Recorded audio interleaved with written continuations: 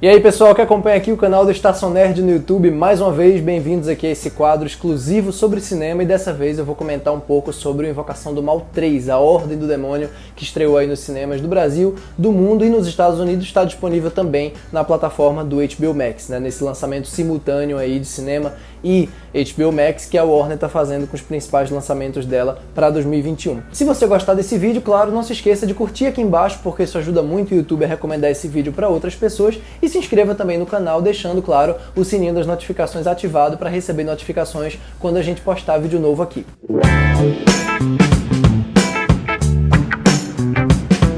Eu lembro que quando o primeiro Invocação do Mal surgiu, né, em 2013, ali dirigido pelo James Wan, muita gente se surpreendeu com o filme. Ele foi um dos maiores sucessos de bilheteria da história do gênero, né, fez mais de 315 milhões ao redor do mundo e, na verdade, estabeleceu o James Wan de vez como um grande nome da indústria, né? Mas quem é fã de horror, de fato, já conhecia bem o trabalho do James Wan, que vinha fazendo muito sucesso com franquias como Jogos Mortais e Sobrenatural, né, principalmente o primeiro de cada uma dessas franquias. O sucesso desse primeiro filme, que é um filme bacana de fato, se dá principalmente por conta de duas coisas. Primeiro, um uso muito inventivo do James Wan do ambiente da Casa Assombrada. Ele tem um trabalho de imersão, né, de colocar você junto ali dos personagens, de criar uma sensação de uma atmosfera de ameaça nos cantos do plano de uma maneira muito criativa. Você vê, por exemplo, aquela cena da palminha, né, clássica do primeiro filme, ali no porão da casa, que realmente é uma das demonstrações do talento dele para pegar você de surpresa, né, de dar o susto, que é uma coisa que você já sabe que vai ter, mas não exatamente no momento em que você está esperando. Pelo menos em 2013, não exatamente no momento que você está esperando. Mas também porque ele pega histórias que são arquivos, né, histórias reais desse casal de investigadores paranormais já falecidos, né, o Ed e a Lorraine Warren, interpretados pelo Patrick Wilson e pela Vera Farmiga. Então a mistura dessas histórias já muito publicadas, né, inclusive tem até matéria do Fantástico sobre a casa da Lorraine Warren de uns 6, 7 anos atrás, sei lá, com esse arrojo muito grande do James Wan para provocar sustos, né, para resgatar esse elemento clássico do cinema de Casa Assombrada de maneira relativamente sofisticada, né, fez com que realmente o filme explodisse. Na continuação, que é o Invocação do Mal 2, lançado em 2016, o James Wan ele retorna na direção, né, e ele faz um filme, na minha opinião, melhor ainda. Ele faz um filme dramaticamente mais intenso e principalmente tem uma trama mais robusta, né? Tem momentos isolados muito criativos. E mais ainda, ele abraça algumas características mais cartunescas, mais exageradas mesmo do terror, né, que eu acho muito revigorante. Ele traz uma pegada um pouco mais explícita no tratamento dos monstros, né, das criaturas. Os espíritos do filme eles não estão só como aquela coisa inofensiva, né, aquela atmosfera de tensão, aquela sensação de que algo pode acontecer. Não, eles são ameaças muito concretas na ação, e eu acho que ele trabalha muito bem com isso nesse segundo filme, com uma construção muito bacana também de personagens, né, um filme que você se envolve com o drama da família e sente medo, né, receio por eles. Então é um filme que tem sim irregularidades, assim como o primeiro, tem seus exageros, né, tem algumas arestas, mas eu acho que no geral ele funciona muito bem. Agora, essas qualidades narrativas, estéticas, sensoriais do primeiro e do segundo Invocação do Mal, você não vai encontrar em nenhum dos projetos derivados da franquia, né, do universo compartilhado. O primeiro, o segundo e o terceiro Annabelle, nenhum dos três funciona. O segundo tem até algumas qualidades, mas o primeiro e o terceiro eu pelo menos considero desastres quase absolutos. Filmes, além de genéricos,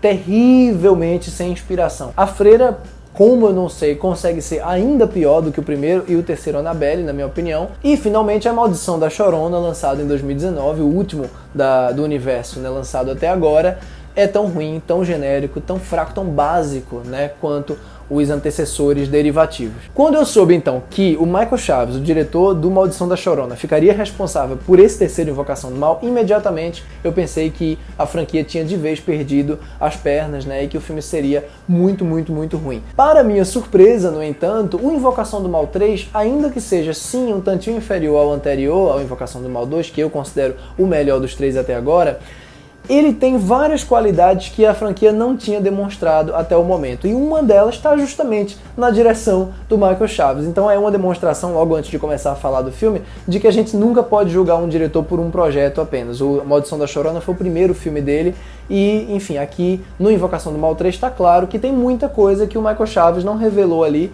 e que com um material um pouquinho melhor, o cara é capaz de ter uma desenvoltura bacana. Invocação do Mal 3 se baseia numa história, mais uma vez, né, numa história real, dessa vez ocorrida ocorrida no início dos anos 80, né, nos Estados Unidos, num caso muito famoso e absolutamente inédito naquele momento, né, na justiça americana, que é O Demônio Me Fez Fazer, né? Foi um sujeito que cometeu um assassinato e a defesa dele alegou que ele estava sob a influência, né, sob a possessão de um demônio. E aí a gente tem o Ed e a Lorraine Warren, mais uma vez, numa empreitada de provar isso, de ajudar a descobrir que demônio é esse, né, por que ele fez isso, qual é a relação dessa maldição, seja o que for, com aquela família específica que sofreu com esse crime, e o público vai seguir mais uma vez essas duas jornadas paralelas, né? O drama de uma família sob a proteção, né, por assim dizer, desse casal de investigadores paranormais, dos quais a gente já está bem familiarizado a essa altura. De princípio, o que eu já gosto nesse terceiro Invocação do Mal é deles saírem da estrutura básica da Casa Assombrada, da investigação acerca dessa casa e dos objetos da casa, né?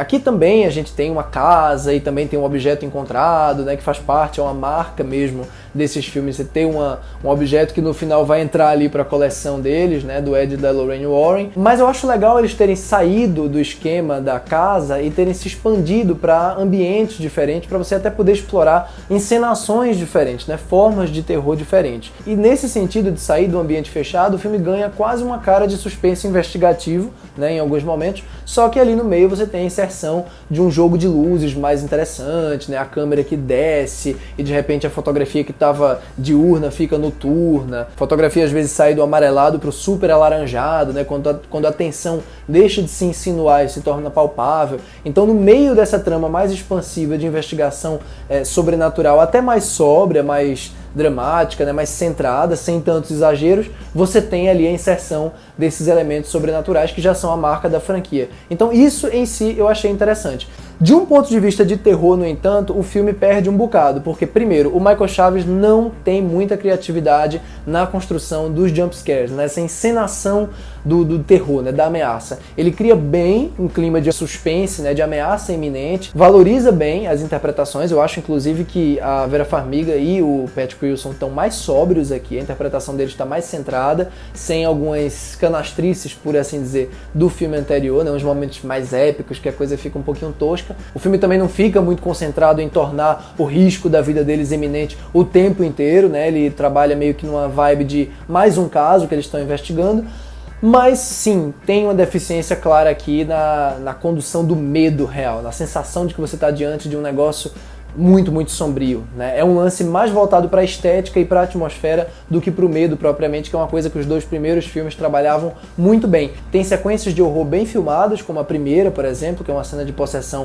bem bacana, mas assim, nada que você já não tenha visto e nada feito de maneira assim super surpreendente. Aliás, surpresas passam longe aqui, isso é outra coisa também importante de se dizer. O segundo, por exemplo, tem um twist bem interessante ali no trem, quando a personagem faz uma certa revelação, e isso aqui não está tão presente não. O filme realmente é mais linear, tem uma vilania um pouco mais concreta dessa vez, e, na minha opinião, também um pouco menos ameaçadora, o que tira o peso dramático também do filme. Mais uma vez, é uma deficiência do lance do terror dele mesmo, que eu acho que é o que está fazendo muita gente se decepcionar, mas ainda assim envolvente o suficiente para a gente ficar realmente interessado em ver esse casal mais uma vez derrotando esse mal. Então é um filme bem filmado, ele carrega você direitinho nessa jornada dos dois e mais uma vez ele consegue fazer com que você se importe com eles e com a família que eles estão tentando salvar. E aí que está também outro problema do filme. Ele concentra um drama muito superficial nessa família específica.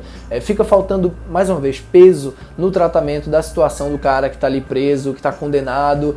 Eu acho que todas as vezes que o filme vai para ali, para aquele núcleo, ele não fica ruim, mas você fica sentindo falta daquela sensação, né, de urgência que o segundo filme principalmente conseguia provocar com o desespero daquela família na situação que ele estava. Mas no todo ele tem duas qualidades que nem sempre a gente vê em franquias, né, em terceiros filmes de franquia.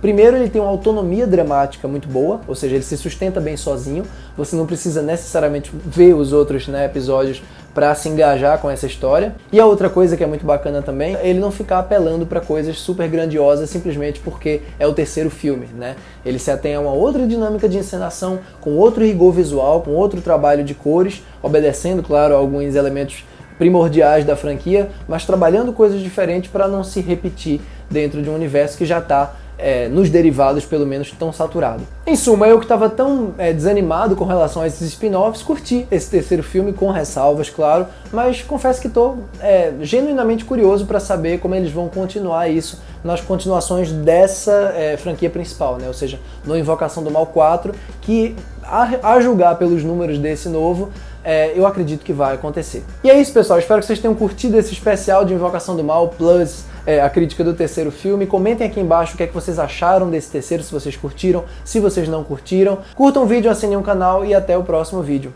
Tchau, tchau.